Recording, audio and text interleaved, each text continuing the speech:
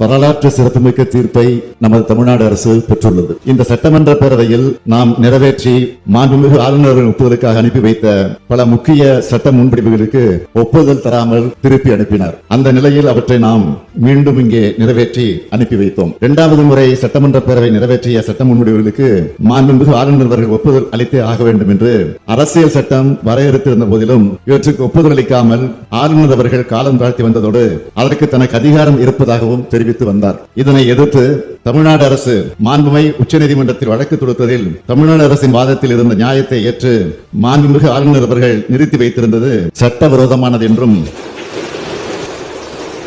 அந்த சட்ட முன்வடிவுகளுக்கும் ஆளுநர் அவர்கள் ஒப்புதல் அளிக்கப்பட்டதாக கருதப்பட வேண்டும் என்றும் தெரிவித்து வரலாற்று சிறப்புமிக்க தீர்ப்பினை இன்றைக்கு மாண்புமை உச்சநீதிமன்றம் வழங்கியுள்ளது.